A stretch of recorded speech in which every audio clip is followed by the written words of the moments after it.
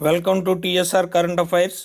మిత్రులారా, మీరు వీక్షిస్తున్నారు TSR current affairs. నేను మీ తెలుగు టీఎస్ఆర్ను.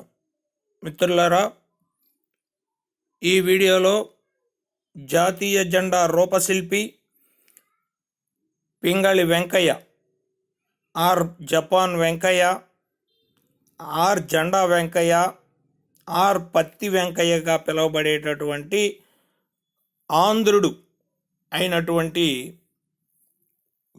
పింగళి వెంకయ్య గారి గురించి మరియు జాతీయ జెండా యొక్క గొప్పతనం గురించి, జాతీయ జెండా రూపం ఏ విధంగా వచ్చింది అనేటటువంటి అంశాలను ఈ వీడియోలో తెలుసుకుందాం. మరి ఈ అంశం జీకే పాయింట్ ఆఫ్ వ్యూలోను మరియు గ్రూప్ 2, గ్రూప్ 1 మరియు డిఎస్సి అన్ని విభాగాల్లో సబ్జెక్టులు ఉన్నటువంటి వాళ్ళందరికీ ఉపయుక్తంగా ఈ వీడియో ఉంటుందని చెప్పి భావించి ఈ వీడియో చేయటం జరుగుతుంది. మరి మిత్రులారా, జాతీయ జెండా రూపశిల్పి పింగళి వెంకయ్య, జెండా వెంకయ్య, జపాన్ వెంకయ్య, పత్తి వెంకయ్యగా ప్రసిద్ధి చెందినటువంటి మన పింగళి వెంకయ్య గారు ఆంధ్రప్రదేశ్లోని కృష్ణా జిల్లా మచిలీపట్నం సమీపాన గల మొవ్వ మండలంలోని బట్లపెనుమర్రులో 1876 ఆగస్టు 2న జన్మించాడు. మరి మిత్రులారా, ఈయన జన్మించినటువంటి సంవత్సరంలో చిన్న భేదాభిప్రాయాలు ఉన్నట్లున్నవి. మరి 6వ తరగతి నూతన తెలుగు టెక్స్ట్ బుక్లో మన మహనీయులు అనే పాఠ్యాంశంలో పింగళి వెంకయ్య గారు జన్మించినటువంటి సంవత్సరం 1878 ఆగస్టు 2వ తేదీన కృష్ణా జిల్లా బట్లపెనుమర్రులో జన్మించారు అని ఇవ్వటం జరిగింది. మరి ఈ వికీపీడియాలో చూసినట్లయితే మరి ఎక్కువ మంది 1876 సంవత్సరం ఆగస్టు 2వ తేదీన పింగళి వెంకయ్య జన్మించినట్లు ఇవ్వటం జరిగింది.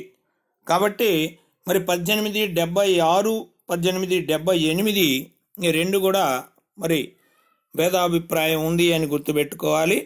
మరి డిఎస్సి అభ్యర్థులకైతే ఖచ్చితంగా టెక్స్ట్ బుక్ ఆధారం చేసుకుంటారు. కాబట్టి 1878 ఆగస్టు 2వ తేదీన కృష్ణా జిల్లా మచిలీపట్నం సమీపాన గల మొవ్వ మండలంలోని బట్లపెనుమర్రు గ్రామంలో పింగళి వెంకయ్య జన్మించాడు అనే విషయాన్ని మనం ఇక్కడ గుర్తుపెట్టుకోవాలి. మరి పింగళి వెంకయ్య గారి తల్లిదండ్రులు హనుమంతరాయుడు, వెంకటరత్నమ్మలు. ప్రాథమిక విద్య చల్లపల్లిలోని మరియు మచిలీపట్నంలోని హిందూ ఉన్నత పాఠశాలలోనూ అభ్యసించారు. సీనియర్ క్రేంబ్రిడ్జ్ చేయుటకు కొలంబో వెళ్ళాడు. తరువాత చొరవ, సాహసం మూర్తిభవించిన జెండా వెంకయ్య బొంబాయి వెళ్ళి తన 19వ సంవత్సరంలోనే సైన్యంలో చేరి మరి దక్షిణాఫ్రికాలో బోయర్ యుద్ధంలో పాల్గొన్నాడు జెండా వెంకయ్య. ఆ తరువాత మద్రాసులో ప్లేగు ఇన్స్పెక్టర్గా శిక్షణ పూర్తి చేసి కొంతకాలం బళ్ళారిలో ప్లేగ్ ఇన్స్పెక్టర్గా పనిచేశారు. వెంకయ్య కొంతకాలం రైల్వే గార్డుగా కూడా పనిచేశారు. అతని జ్ఞానదాహం అంతులేనిది. లాహోర్లోని డిఏవి కాలేజీలో చేరి సంస్కృతం, ఉర్దూ, జపాన్ భాషల్లో మంచి పాండిత్యం సంపాదించాడు వెంకయ్య. అందుకే జపాన్ భాషలో అనర్గళంగా మాట్లాడటం వలన మరి పింగళి వెంకయ్య గారిని జెండా వెంకయ్యగా పిలిచి అప్పటి వరకు, ఆ తరువాత జపాన్ భాషలో అనర్గళంగా మాట్లాడటం వల్ల జపాన్ వెంకయ్యగా కూడా ప్రసిద్ధి పొందాడు అనే విషయాన్ని మనం గుర్తుపెట్టుకోవాలి. మరి జపాన్ వెంకయ్య తన 19వ ఏట దేశభక్తితో దక్షిణాఫ్రికాలో జరుగుతున్న బోయర్ యుద్ధంలో ఉత్సాహంగా పాల్గొన్నాడు. అప్పుడే దక్షిణాఫ్రికాలో గాంధీజీని వెంకయ్య కలిశాడు. గాంధీజీతో జెండా వెంకయ్యకు ఏర్పడిన ఈ సాన్నిహిత్యం అర్ధ శతాబ్దం పాటు కొనసాగింది. మొట్టమొదటిసారిగా 1906 సంవత్సరంలో కలకత్తాలో జరిగిన జాతీయ కాంగ్రెస్ మహాసభలకు జపాన్ వెంకయ్య జెండా వెంకయ్య హాజరయ్యాడు. అంటే 1906 సంవత్సరంలో కోల్కత్తా జాతీయ కాంగ్రెస్ మహాసభ జరిగింది అని గుర్తుపెట్టుకోవాలి. ఈ INC Indian national Congress Kolkata సమావేశం 1906. ఈ ఐఎన్సి కోల్కత్తా సమావేశంలోనే 1906లోనే మొట్టమొదటిసారిగా ఈ సభలకు హాజరయ్యాడు వెంకయ్య. అక్కడ బ్రిటిష్ వారి జాతీయ జెండా ఎగురవేయటం వెంకయ్యకు నచ్చలేదు. దీనితో వెంకయ్య గారికి జాతీయ జెండా రూపకల్పనకు పురిగొల్పింది. ఆనాటి నుండి జాతీయ జెండా ఎలా ఉండాలనే సమస్యనే తన అభిమాన విషయంగా పెట్టుకొని దాని గురించి దేశంలో ప్రచారం ప్రారంభించాడు వెంకయ్య. 1913 నుండి ప్రతి కాంగ్రెస్ సమావేశానికి హాజరై నాయకులందరితోనూ జాతీయ పతాక రూపకల్పన గురించి చర్చలు జరిపాడు. అంటే 1906లో కలకత్తా కాంగ్రెస్ సమావేశంలో మొట్టమొదటిసారి హాజరయ్యాడు. అక్కడే తనకు జెండా రూపకల్పన చేయాలి అనే ఒక ఆలోచన రావడం, ఆ తర్వాత 1913 సంవత్సరం నుంచి ప్రతి కాంగ్రెస్ సమావేశానికి హాజరవడం జరిగింది. అందరితో ఈ పతాక రూపకల్పన గురించి చర్చలు జరపడం ప్రారంభించాడు. 1916 సంవత్సరంలో భారతదేశానికి ఒక జాతీయ జెండా అనే పుస్తకాన్ని ఆంగ్లంలో రాసి ప్రచురించాడు పింగళి వెంకయ్య. అంటే భారతదేశానికి ఒక జాతీయ జెండా అనే ఆంగ్ల రచన చేసింది ఎవరు అనంటే మన పింగళి వెంకయ్యే 1916 సంవత్సరంలో. ఈ జపాన్ వెంకయ్య పింగళి వెంకయ్య, జెండా వెంకయ్యగా మనం పిలుచుకునేటటువంటి పింగళి వెంకయ్య రాసిన భారతదేశానికి ఒక జాతీయ జెండా అనే ఆంగ్ల పుస్తకానికి అప్పటి వైస్రాయ్ కార్యనిర్వాహక సభ్యుడైన కేంద్ర మంత్రి సర్ బిఎన్ శర్మ ఉత్తేజకరమైన పీఠిక రాశాడు. 1916 సంవత్సరంలో లక్నోలో జరిగిన భారత జాతీయ కాంగ్రెస్ సమావేశంలో వెంకయ్య తయారు చేసిన జాతీయ జెండాను మొట్టమొదటిసారిగా ఎగురవేశారు అనే విషయాన్ని గుర్తుపెట్టుకోవాలి. 1906లో కలకత్తా కాంగ్రెస్ సమావేశంలో మొట్టమొదటిసారి హాజరయ్యాడు. 1916 సంవత్సరంలో జరిగిన భారత జాతీయ కాంగ్రెస్ లక్నో సభలో వెంకయ్య తయారు చేసిన జాతీయ జెండాని మొట్టమొదటిసారిగా ఎగురవేశారు. 1919లో జలంధర్ వాస్తవ్యులైన లాలా హన్స్రాజ్ అనే ఒక జలంధర్ వాస్తవ్యులు మన జాతీయ పతాకంపై రాట్న చిహ్నం ఉంటే బాగుంటుందని సూచించగా గాంధీజీ దాన్ని అంగీకరించారు. 1921 సంవత్సరంలో అఖిల భారత కాంగ్రెస్ సమావేశాలు బెజవాడలో జరిగాయి. అంటే 1916 లక్నోలో మొట్టమొదటిసారిగా భారత జాతీయ జెండాను వెంకయ్య తయారు చేసిన జెండాను ఎగరవేయటం జరిగింది. దానిలో రాట్నం ఉండాలి అని సూచించింది లాలా హన్స్రాజ్, దాన్ని ఆమోదించింది గాంధీజీ. ఈ విధంగా 1921 సంవత్సరంలో అఖిల భారత కాంగ్రెస్ సమావేశాలు బెజవాడ లేదా విజయవాడలో జరిగాయి. ఈ 1921 బెజవాడ సమావేశంలోనే గాంధీజీ వెంకయ్యను పిలిపించుకొని కాషాయం ఆకుపచ్చ రంగులు కలిగి మధ్యలో రాట్నం గల ఒక జెండాను చిత్రించమని కోరాడు. మహాత్ముడి సూచన మేరకు కాషాయం ఆకుపచ్చ రంగులతో మధ్యలో రాట్నంతో జెండాను 3 గంటల వ్యవధిలో రూపొందించాడు జెండా వెంకయ్య. అయితే మరోమారు గాంధీజీకి వచ్చిన ఆలోచన మేరకు సత్యం అహింసలకు ప్రత్యక్ష నిదర్శనమైన తెలుపు రంగు కూడా ఉండాలని గాంధీజీ అభిప్రాయపడగా అదనంగా తెలుపు రంగును చేర్చి త్రివర్ణ పతాకాన్ని దేశానికి ప్రసాదించాడు పింగళి వెంకయ్య జెండా వెంకయ్య జపాన్ వెంకయ్య. 1921లో విజయవాడ సమావేశంలో మొట్టమొదటిసారిగా జెండా త్రివర్ణ రూపంతో మరియు రాట్నంతో మొట్టమొదటిసారిగా జాతీయ జెండా రూపకల్పన జరిగింది. ఈ విజయవాడ బెజవాడ ఐఎన్సి కాంగ్రెస్ సమావేశం 1921లో జరిగింది. ఇది జరిగి నేటికి 100 సంవత్సరాలు 2021 నాటికి పూర్తయినాయి అని మనం గుర్తుపెట్టుకోవాలి. ఈ విధంగా గాంధీజీ ప్రోద్బలంతో పింగళి వెంకయ్య త్రివర్ణ పతాకం పుట్టింది. మన ఆంధ్రప్రదేశ్లోనే కాషాయ రంగు హిందువులకి చిహ్నమని, ఆకుపచ్చ ముస్లింలకు చిహ్నమని పేర్కొనటంతో ఇతర మతాలకు కూడా ప్రాధాన్యం ఇవ్వాలనుకోవడంతో తెలుపును కూడా చేర్చి త్రివర్ణ పతాకాన్ని వెంకయ్య రూపొందించాడు. మధ్యనున్న రాట్నం గ్రామ జీవనాన్ని, రైతు కార్మికత్వాన్ని స్ఫురింపజేస్తున్నాయన్నారు. కార్మిక కర్షకులపై ఆధారపడిన భారతదేశం సత్యాహింసలను ఆచరించడంతో సుభిక్షంగా ఉంటుందని మన ఆశయం. ఆ ఆశయ చిహ్నమే మన త్రివర్ణ పతాకం అని గుర్తుపెట్టుకోవాలి. ఈ విధంగా మరి మొట్టమొదటిసారిగా 1947 జూలై 22న భారత రాజ్యాంగ సభలో నెహ్రూ జాతీయ జెండా గురించి ఒక తీర్మానం చేస్తూ రాట్నాన్ని తీసేసి దాని స్థానంలో అశోకుని ధర్మచక్రాన్ని చిహ్నంగా ఇమిడ్చారు. ఇది తప్ప మిగతాది అంతా పింగళి వెంకయ్య రూపొందించిన జెండాకు నేటి జెండాకు ఎటువంటి మార్పు లేదు. అశోకుని ధర్మచక్రం మన పూర్వ సంస్కృతికి సంకేతం. కాబట్టి ఈ విధంగా 1947 జూలై 22న మరి త్రివర్ణ పతాకానికి భారతీయ జెండాగా మొట్టమొదటిసారిగా జవహర్లాల్ నెహ్రూ భారత రాజ్యాంగ ఆమోదాన్ని కల్పించడం జరిగింది. కాబట్టి జూలై 22, 1947న భారతీయ జాతీయ పతాకంగా మరి అధికారికంగా నెహ్రూ ఆమోదింపజేశాడు అని గుర్తుపెట్టుకోవాలి. మరి ఈ విధంగా ఈ జెండా యొక్క రూపకల్పన జరగటం జరిగింది అని మనం గుర్తుపెట్టుకోవాలి. మరి జాతీయ జెండా యొక్క నిర్మాణం, అసలు పతాకం గురించి మనం కొన్ని ముఖ్యమైనటువంటి అంశాలను తెలుసుకుందాం. 20వ శతాబ్ద ప్రారంభంలో స్వాతంత్రోద్యమం బాగా ఊపందుకుంది. జాతీయోద్యమ స్ఫూర్తిని, లక్ష్యాలను ప్రతిబింబించే జాతీయ పతాకం అవసరమైంది. 1904లో వివేకానందుని శిష్యురాలైన ఐరిష్ వనిత సోదరి నివేదిత భారతదేశపు మొట్టమొదటి పతాకాన్ని రూపొందించింది. ఇది పసుపు ఎరుపు రంగుల్లో ఉండి జెండా మధ్య వజ్రాయుధం, తెల్ల తామర గుర్తులుండేవి.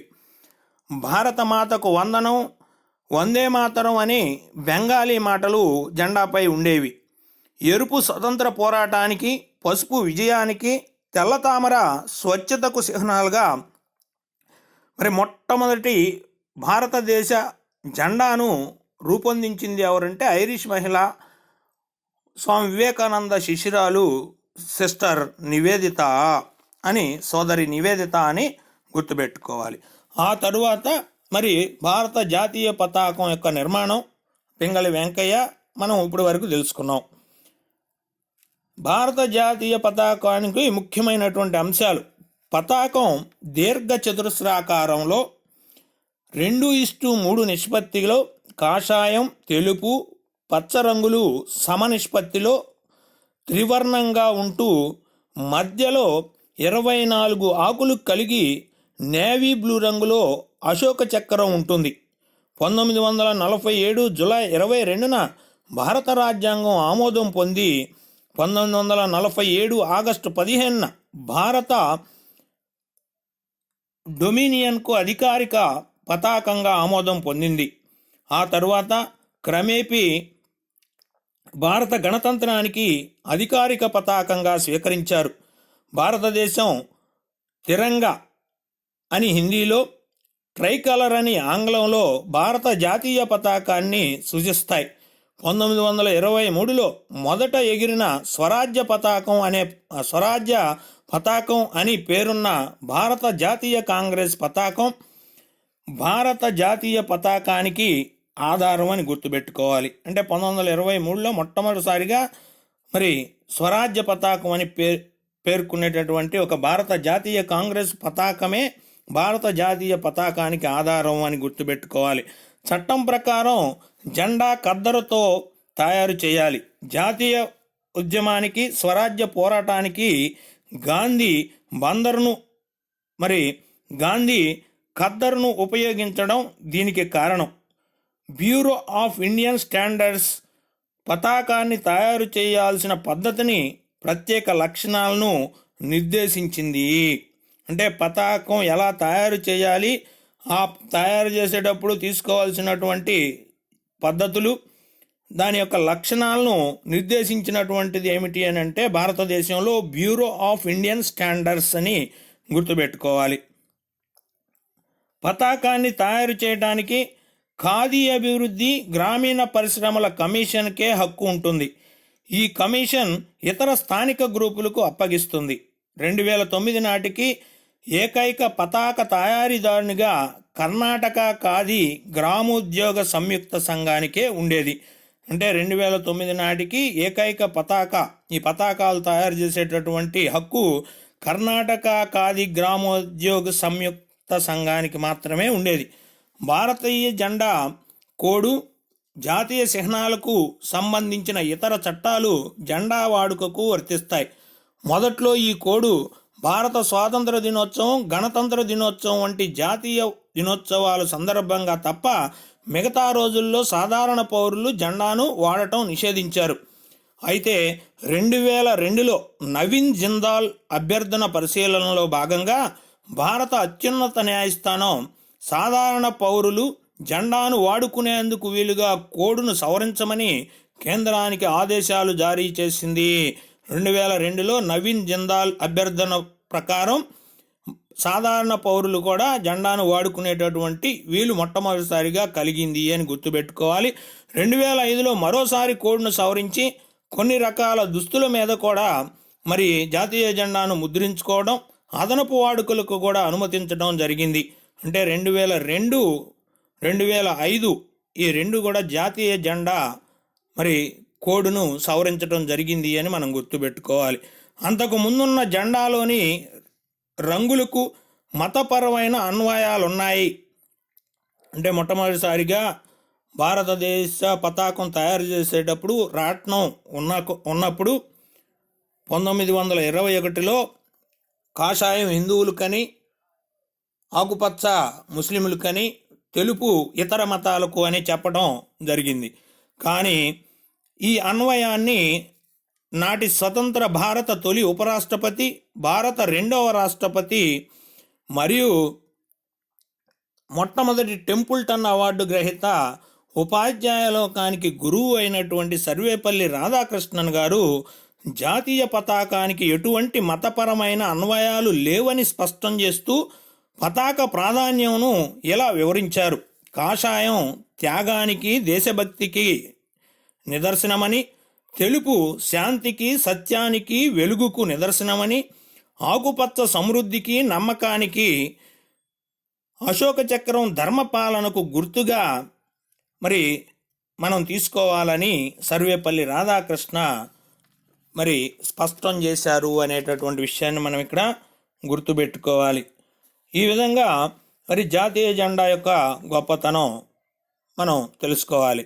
ఇక పింగళి వెంకయ్య గురించి ప్రత్యేకంగా మనం చూసినట్లయితే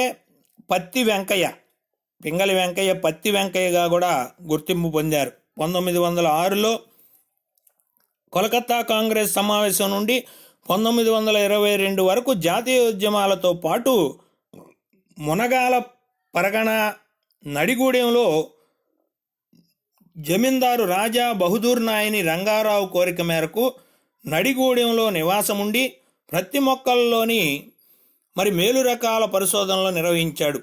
ఈ నడిగూడెంలో వ్యవసాయ క్షేత్రాన్ని నిర్మించాడు పత్తి వెంకయ్య. పత్తితో పరిశీలన చేసి కాబట్టే పత్తి వెంకయ్యగా గుర్తింపు పొందారు అని గుర్తుపెట్టుకోవాలి.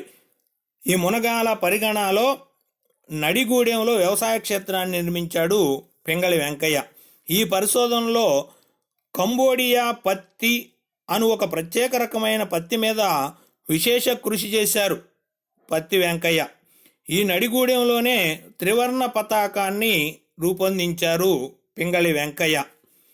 1921 మార్చి 31, ఏప్రిల్ 1న రామాలయంలో పూజలు నిర్వహించి విజయవాడ కాంగ్రెస్ మహాసభలో సమర్పించారు జెండా వెంకయ్య.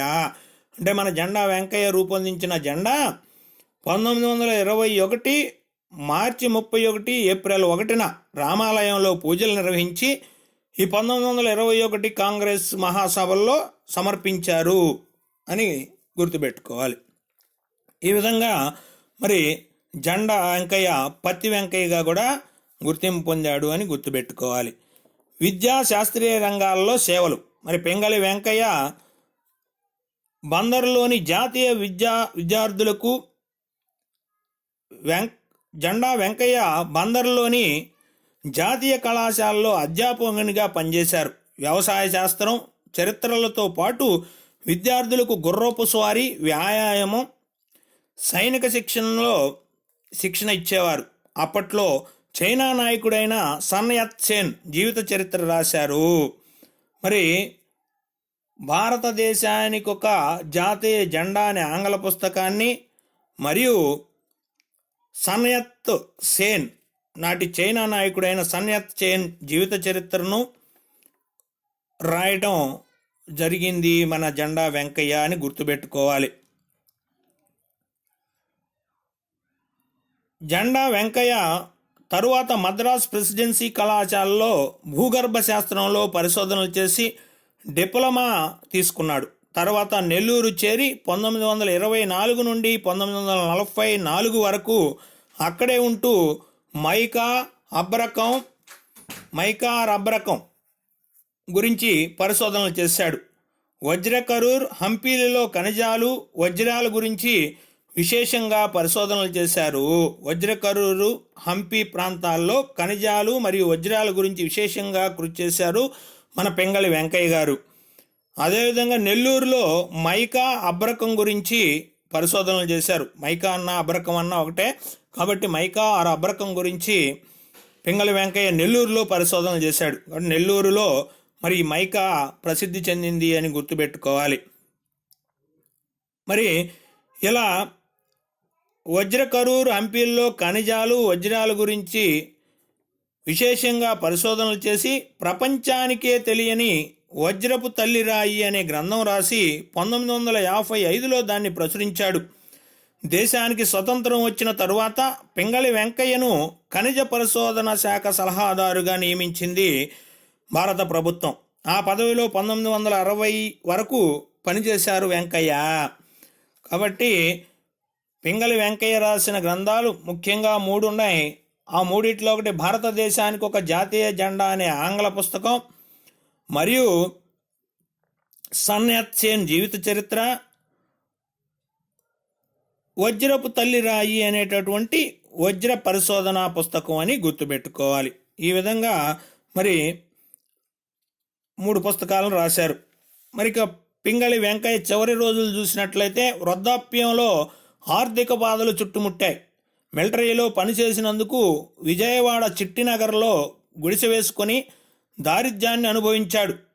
అంటే మిలిటరీలో పనిచేసినందుకు విజయవాడ చిట్టినగర్లో ఆయనకు కొంత స్థలం ఇవ్వడం జరిగింది. ఆ చిట్టినగర్లో గుడిసె వేసుకొని చివరి రోజుల్లో పింగళి వెంకయ్య జీవించాడు. జాతీయ పతాకాన్ని గురించి ప్రభుత్వం ప్రచురించిన పుస్తకంలో జాతీయ జెండా నిర్మాత తెలుగువారు అని రాశారే తప్ప ఎక్కడా పింగళి వెంకయ్య పేరు కూడా ప్రస్తావించకపోవడం విచారకరం, శోషనీయం. చివరకు ఆయన తిండి కొరకు కూడా నానాపాట్లు పడినాడు అని త్రివేణి సంపాదకుడు డాక్టర్ భావరాజు నరసింహారావు పేర్కొన్నారు. అంతిమ దశలో doctor K L Rao, doctor T V S Chalapathi Rao, Katragadda Srinivasarao మొదలగు పెద్దలు 1963 జనవరి 15న వెంకయ్యను సత్కరించి కొంత నిధిని అందించారు. ఆ సత్కారం తరువాత 6 నెలలకే అనగా 1963 జూలై 4న మరణించారు.